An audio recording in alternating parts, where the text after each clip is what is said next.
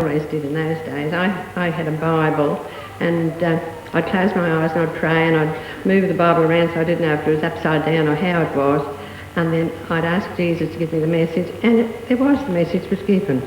And it said, I haven't just written here what verse it was at, but it said, by signs and visions you will know. And I did know. Within about 10 days I was able to let him know that I would be going. I'd take them.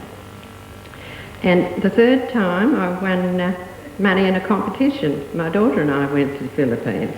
And on the day we were to return home, I began to speak with a woman in the bus and asked her if she had enjoyed her stay there. And she said, oh yes, wonderful. She was an American lady.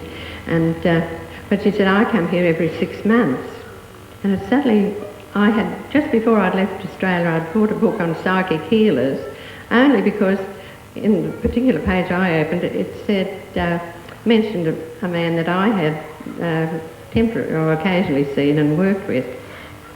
And she said, well, this woman said that she was a healer and that she was there organising an international healers conference, and would I come? And I said, well, I'm not a healer. No, but she said, we were meant to meet. And I said, well, I won't have any money. Well, she said, you will. Well, by less than a week, I received the agency for negative ion generators. And by next February, I was there with her. So, and it was then that Swami made his first indication that he was there, because with Rosita, I attended, I think there were 300 people in the group she took over there, and I was included in her personal group of 30. And she on one occasion said, well, we all had to meditate. And she held up a piece of blue fabric, and she said, now picture this as a blue rose. So I stared and pictured, and every time I'd close my eyes, a big brown eye had come to me right from the other side of the continent, it seemed. I'd open up and everyone else would be, oh, yes, I would really, well, everyone found a blue rose except me. And I must have seen the brown eye half a dozen times. And when I told her, she said, well, that's terrible, because it means you're letting your subconscious get control of you. And I thought, no, there's more to this than just, why can't I see blue when everyone else could? And of course, it was about 4 years later, and Swami showed me his big brown eye outside the mandir. It was about the size of the front of the temple. Then when I got back to Australia, I was in bed reading. This was in 1982, when I came across a copy of Psychic News. And an article by Ron Lang absolutely fascinated me. You've probably read, he and his wife Peggy Mason wrote a wonderful book. And he'd been in India for 6 months studying Sai, and he compared Sai with Jesus, and the comparison really touched a chord in my heart. I felt, well, there was such a similarity, and maybe, as I'd read this book, maybe Sai Baba was something to do with Jesus. So it was about 4 o'clock in the morning, and Bert couldn't sleep. He was out doing some office work. So I'm reading this magazine, and in the article I had read, it said that Sai appears to his devotees. Well, I thought, well, I'm not a devotee, but I'm going to try. So I put the magazine down, and I said, just mentally, I'm saying, well, I love what I've read about you, but I don't suppose you ever come over to Australia. But just in case you do, I'd really like to hear more about you. And I opened my eyes, and there he was, 7 feet tall, and dressed in an orange robe. And I thought he always wore white. So that's why I wasn't fooled. You know, when I was comparing it later, I knew it was a vision. It was so wonderful. And I wasn't at all scared. I've got one grandson who said, oh, Grandma, if ever a UFO comes, you and I are going off together, because we're the only ones who just wouldn't be scared. But I think Swami would have to be the pilot. So this wonderful being just came around, and I was thinking, it must be Sai Baba. I've just thought about you. And I put my hand out, and it was like touching an icy electric current. And he just glowed down and glided to the end of my bed. And as I'm looking at him, I'm thinking, you won't be able to get out of this room. And with a very gentle, benign expression, no smile, but just a gentle expression, he glided through the wall. Well, it was marvellous. Of course, I was really, then, the few people who were interested in Sai, I just got onto them and told them about it. I began to read all I could about Sai Baba, And later that year, my husband and I moved from Gladstone to the wheat farm in West Queensland where our daughter lives. And every 6 weeks, I'd visit my old mother in Brisbane. And a friend phoned from Gladstone to say, while I was with Mum, that she felt very strongly that we'd be going to India together. And I thought, well, there's not a hope. I haven't got any money, but if I did have it, it'd be over to the Philippines again. She said, oh, I feel very strongly about that. So I think, oh, well, I won't disappoint you too much because I am fond of her. So I'm down hanging at the washing, and I'm thinking, now, how am I going to get the money to go to the Philippines? And I thought, now, I wonder if I could get some paintings done and end up like Granny Moses and be a millionaire. But then I don't know if she was dead when she became famous, if she was alive. And then I thought, well, possibly I could do a live-in housekeeping job. I thought, now, that sounds great. Yes, I'll consider that. So I was upstairs, only about 20 minutes when the phone rang. And Jenny said, oh, Mum, I don't know, she was out in the country 300 miles away. She said, well, I don't know how you'll take this, Mum, but a woman has rung up and asked if you'd do a live-in housekeeping job, and I told her you wouldn't, but I've taken a phone number in case you would. I said, oh, yeah, I will. Yes, I definitely will. I then felt it must be for Cy Barber.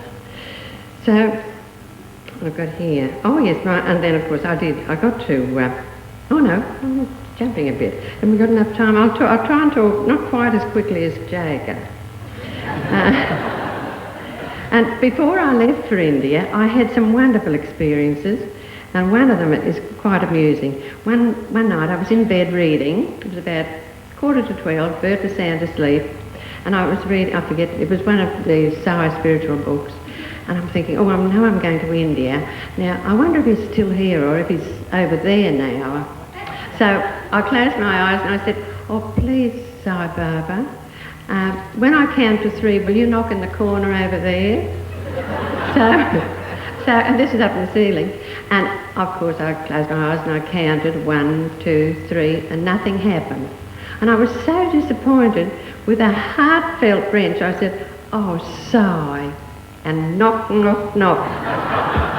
Oh, look, I hugged myself. It was just so thrilling. I couldn't wake my husband up to tell him because he'd say, well, I was a little bit madder than he already thought I was. So, later in retrospect, I thought it was very precocious to ask him to knock on the corner, but he does things when they're done completely innocently and genuinely. And on Barbara's 57th birthday, my daughter, the children were all at school. She has 4 children, and she decided she'd make them a birthday cake, which we'd have when the children came home. So they got off the school bus and we had the cake out in the veranda. We only had 7 candles. We didn't think Swami would mind being not recognising he had another 50 to go on it. So we had all these candles on the cake and the children were around, and Jenny just lit the candles. And Christopher said, do you think he really knows that we're having a cake for him? And Jenny said, of course he does. He's watching. I'm sure he's watching right now.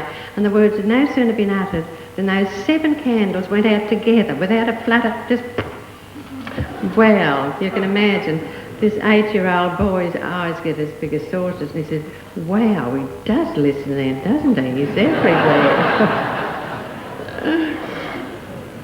And my first sighting of Swami at Whitefield near Bangalore in the Students' Auditorium was in December of 82. And I wrote down his full talk in longhand, but I'll read you this, which I feel is so applicable to education. It's just a little piece. And he said, I'm deeply distressed when I look at the hard-heartedness of today's educated people. Your words should be soft and melodious. If you have this trait in you, use it in your everyday life. If you do not use these gifts, it is useless and foolishness. Through sacrifice and selflessness, one can become immortal. As Jesus said, knock and the door will be opened. What are you knocking for? Are you knocking at the door for worldly pleasures or for spiritual reasons? Calm your anger, for it is great sin. One who can curb his anger becomes a true man. Do not interfere with others' business. Be part of the good, and you become good. Seek good company. And don't be disheartened if you are ridiculed. You are bound to find God. He will appreciate you. So come close to God and secure his blessing. I loved that because, as Swami has said, many people are subjected to ridicule and criticism. Well, the next year, Jenny went to India and had an interview in Malaysia. I didn't have an interview, but I would see him. He'd appear on the steps of one of the roundhouses, and no one else saw him, and I knew that all these wonderful things were just for me. And she had an interview, and in Malaysia a medallion was materialised for her, and she wore it for years until it suddenly vanished. And then before my next visit I decided I'd go. Well, I felt very drawn then to go again, and before my next visit I was to have some very unusual experiences, and quite often he appears to me on my birthday or his birthday. And on this occasion it was my birthday, and Bert was in our bedroom, and my birthday's in January, so it's pretty hot. And about 9 o'clock I walked into the bedroom, and he was just about to put a shirt on. And he said, "Oh, wasn't it a shame that two-headed baby in Thailand died? We just heard on the news." I said, "Oh, no, poor little thing. I didn't even know about it." I said, "I'm glad it died, for its sake and for its parents." And he said, "Oh, no, it would have been a wonderful step forward in evolution. Well, they could have made a fortune out of it in a circus." And I said, "Oh, Bert, that's terrible." And I just looked down at him and think, "Oh, Sai Baba wouldn't like to hear that."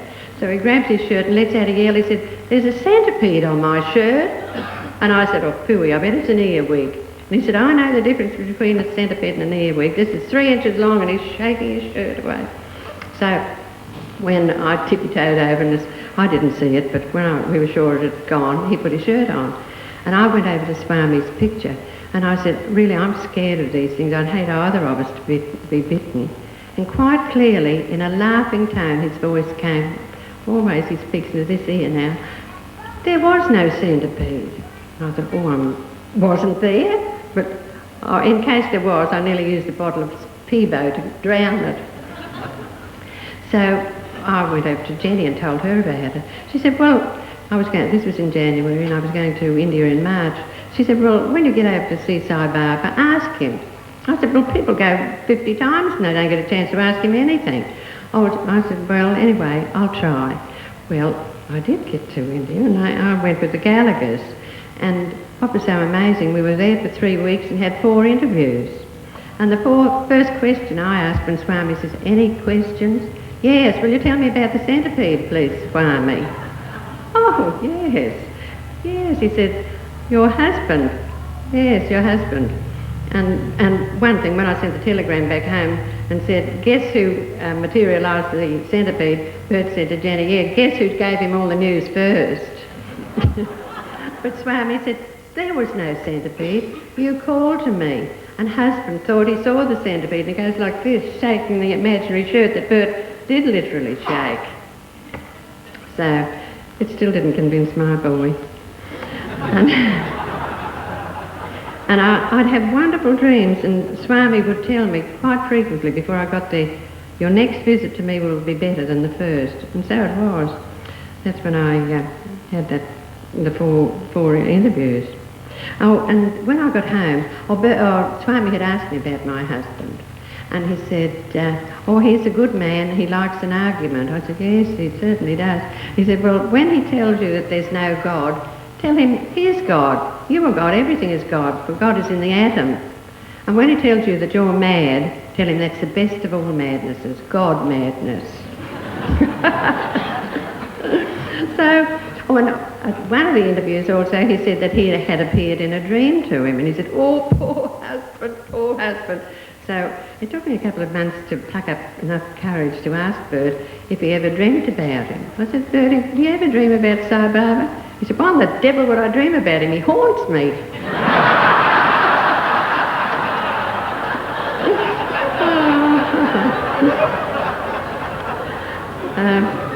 And during my second interview, he materialised a ceramic ring for me, which had his picture in it, and it was absolutely beautiful. And after a few years, the side of it broke, and I took it to a jeweller to repair it. And the first one said, "Oh no, this is just a common little aluminium ring." I thought, "Oh, well, that's what you think." So I went to another jeweller, and he took it away to his room and examined it, and he came back most excited. He said, "This is a beautiful hand-painted ceramic portrait, and never allow any heat to go on it, and rather than have it, don't ever have it repaired, because he said the heat could break it. Put it into a locket or something." So